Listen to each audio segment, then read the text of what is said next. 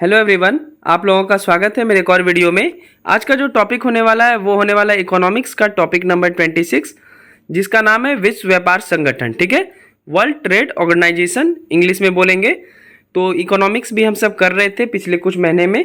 25 topic हम सब कर लिए थे, यानी 25 अंतर्राष्ट्रीय संगठन के बारे में हम सब पढ़ चुके हैं। अगर आप नहीं देखे हैं तो इकोनॉमिक्स का प्लेलिस्ट बना हुआ है, आप जाकर देख सकते हैं।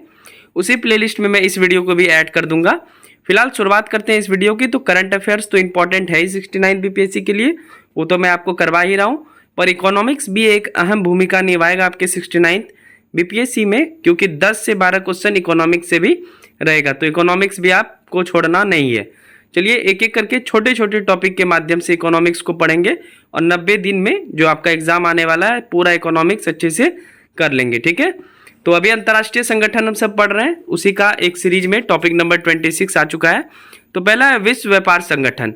तो विश्व व्यापार संगठन की स्थापना 1 जनवरी 1995 को जेनेवा में हुई। अब ये जेनेवा कहाँ है? तो जेनेवा स्विट्जरलैंड में पड़ता है। दूसरा है विश्व व्यापार संगठन के, अब ये विश्व व्यापार संगठन से पहले एक और संस्था थी। ठीक है, वो कौन सी संस्था थी? तो वो थी पूर्ववर्ती प्रशुल्क एवं व्यापार संबंधी सामान्य समझौता, जिसको बोलते हैं गेट। अब गेट को इंग्लिश में क्या बोलेंगे? तो general agreement on tariffs and trade का स्थान लिया। यानी विश्व व्यापार संगठन जो मूल रूप से 1 जनवरी 1995 में अस्तित्व में आया, इन्होंने गेट का स्थान लिया। ठीक है, अभी गेट के बारे में भी पढ़ेंगे हम सब, और फिर विश्व व्यापार संगठन के बारे में भी पढ़ेंगे। वीडियो में बने रहिए, लास्ट तक देखेंगे वीडियो को। ठीक है, थोड़ी सी ब्रीफ जानकारी हम सब गेट के बारे में लेते हैं। तो आइए समझते हैं कि गेट कैसे बना। तो 1947 में 23 देशों द्वारा न्यायपूर्ण एवं मुक्त अंतर्राष्ट्रीय व्यापार व्यवस्था के निर्माण के लिए एक समझौता किया गया। यह समझौता 1 जनवरी 1948 को प्रशुल्क एवं व्यापार संबंधी समान समझौता, जिसको इंग्लिश में बोलेंगे GATT, general agreement on tariffs and trade के रूप में आया। ठीक है, यानी ये 1947 का बात है, उस टाइम गेट था, और 1995 में इसी को बदलकर WTO यानी वर्ल्ड ट्रेड ऑर्गेनाइजेशन विश्व व्यापार संगठन किया गया। ठीक है, और अगर पूछ ले आपसे गेट की स्थापना कब हुई है, तो बोलेंगे 1 जनवरी 1948। ठीक है, चलिए देखते हैं कि गेट का हेडक्वार्टर्स कहाँ है। तो गेट का मुख्यालय जेनेवा में था। अब आइए समझते हैं कि गेट के स्थान पर विश्व व्यापार संगठन की स्थापना कैसे हुई। ठीक है, तो 5वां पॉइंट मैं लिख दिया हूँ। गेट के 8वें दौरे के दौरान, ठीक है, जब 8वां दौरा चल रहा था गेट का विभिन्न नेताओं का, और वो 8वां दौरा कौन सी कंट्री में था? तो उरुग्वे में था। ठीक है, और उरुग्वे दौरे के माध्यम से, जिसको बोल सकते हैं 8वां दौरा बोले गेट का या उरुग्वे दौरा बोले, दोनों बात बराबर है। तो उरुग्वे दौरे के दौरान विश्व व्यापार संगठन की स्थापना के लिए सहमति बनी। उसके बाद उरुग्वे दौरे के दौरान गेट के तत्कालीन महानिदेशक, उस टाइम जो तत्कालीन महानिदेशक थे गेट के, आर्थर डंकल द्वारा डंकल मसौदा प्रस्तुत किया गया। ठीक है, यानी डंकल ड्राफ्ट बनाया गया। अब इस पे जो है आगे क्या होता है, आगे देखते हैं हम सब।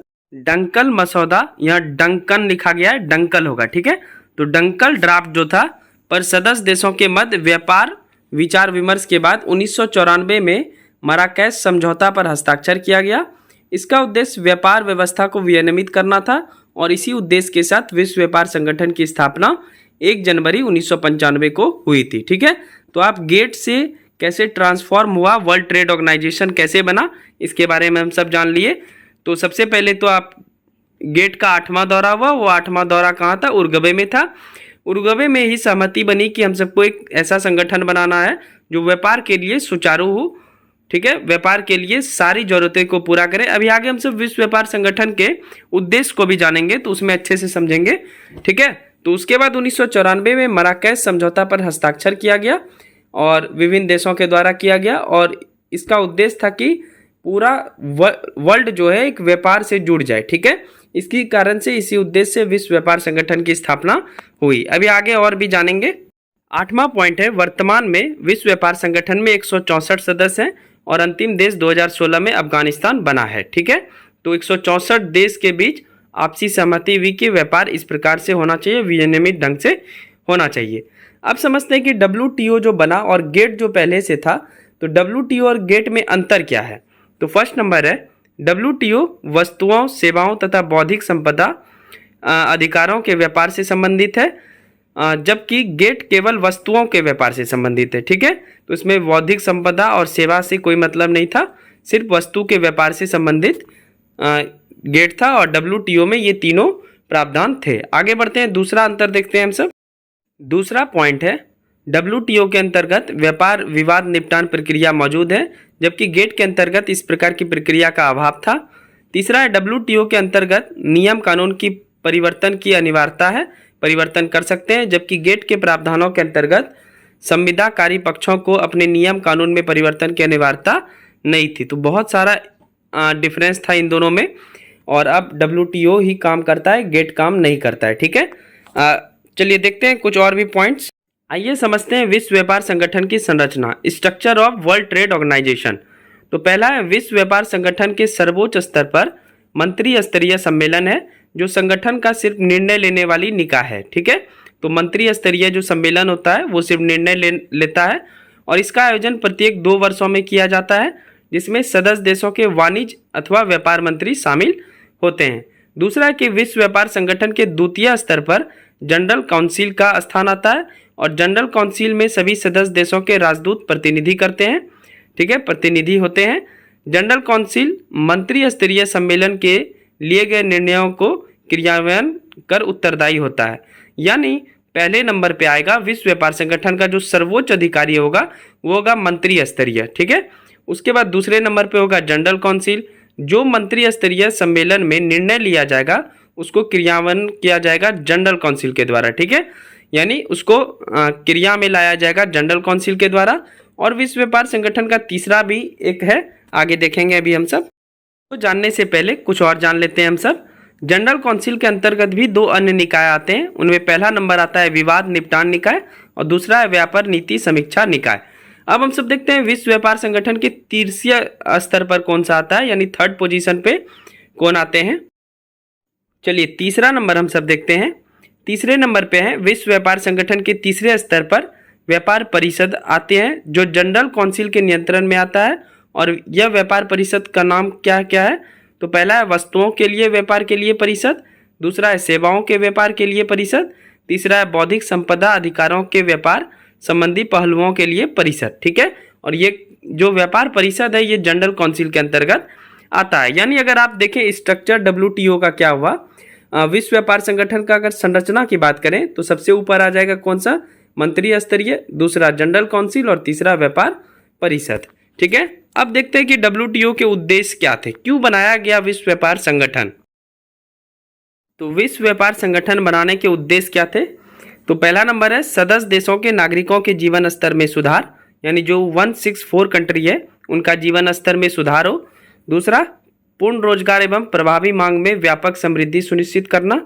तीसरा है वस्तुओं के व्यापार को बढ़ावा देना। चौथा है विभिन्न संसाधनों का उत्तम उपयोग सुनिश्चित करना।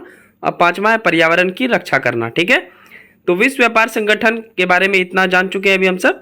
एक और पॉइंट है सचिवालय। ठीक है, उसको देखते हैं हम सब, फिर वीडियो का अंत करेंगे। तो विश्व व्यापार संगठन का एक सचिवालय भी है। विश्व व्यापार संगठन का महानिदेशक सचिवालय का प्रमुख होता है। अभी तक 6 महानिदेशक नियुक्त किए गए हैं, जिसमें पहले महानिदेशक पीटर सदरलैंड थे, जबकि वर्तमान में महानिदेशक रॉबर्टो अजेवेडो हैं।